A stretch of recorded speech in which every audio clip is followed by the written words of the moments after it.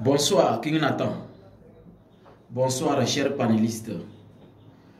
Permettez-moi de saluer le divin qui est en vous.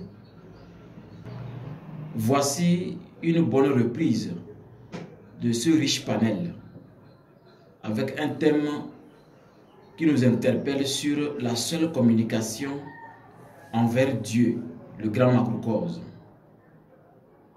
Le mystère de la prière.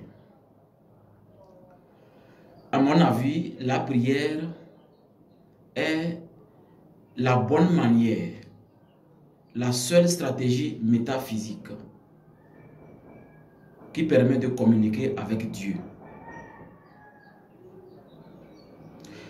On ne peut pas sentir ou recevoir la réponse de Dieu si on ne prie pas.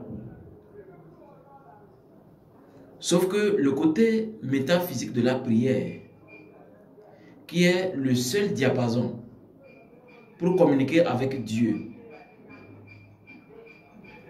nous oblige à respecter le protocole de la prière. La bonne manière pour faire une prière avec de bons résultats, il faut d'abord prendre conscience que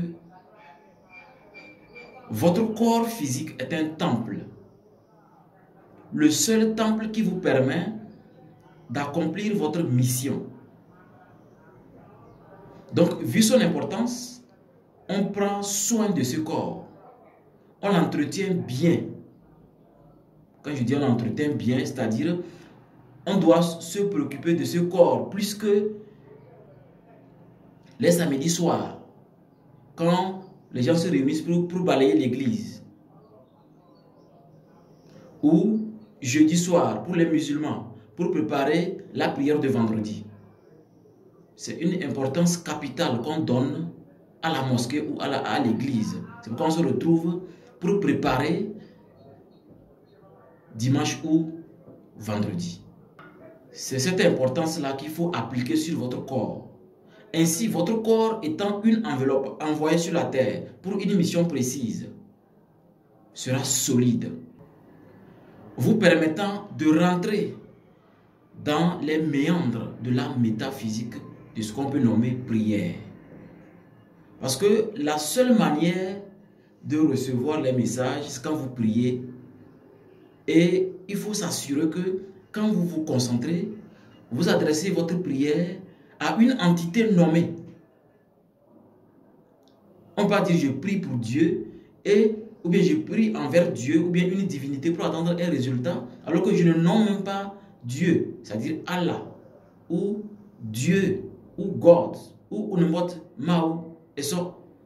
Quand on ne le nomme pas, la prière étant une énergie se dirige vers une entité démoniaque ou peut-être un sorcier négatif qui va manipuler vos prières. Donc je crois qu'il faut d'abord préparer votre corps physique afin que la prière ait sa valeur. Sinon, vous allez prier, prier, prier. Dommage, il n'y aura pas de résultat. Et quand il n'y a pas de résultat, on va dire, oh vraiment, ce imam m'a trompé, ce pasteur m'a trompé, ce homme spirituel m'a trompé. Non, on ne vous a pas trompé. On vous a donné tous les outils, mais votre corps n'était pas préparé. Le corps est tellement sacré. J'ai l'habitude de dire au Makeiro, à mes disciples, sachez que votre corps est plus important que votre esprit dans ce monde physique. Si vous banalisez ce corps physique, vous vous concentrez sur le corps spirituel seulement, en train de jeûner, en train de développer l'esprit, l'âme, et vous abandonnez le corps physique, vous ne vous occupez pas de lui, alors là, il va pourrir. Pourrir veut dire, ce corps va tomber malade. Et quand le corps tombe malade, vous savez, il y a certains esprits, certaines personnalités, je parle de personnalités spirituelles, qui n'arrivent pas à rester dans un corps malade. Donc vous devez changer de corps. Changer de corps veut dire la mort. Parce qu'un esprit sacré, avec une destinée importante, ne peut pas rester dans un corps qui tombe malade chaque jour. Vous devez avoir un corps solide, en bonne santé. Et vous allez voir que chaque fois que vous vous concentrez pour faire votre prière envers Dieu, envers God, envers Macrocosme, et so Mao, Allah, vous allez toujours avoir des résultats. Merci beaucoup de m'avoir permis d'intervenir encore une fois sur ce riche panel de Vision 4.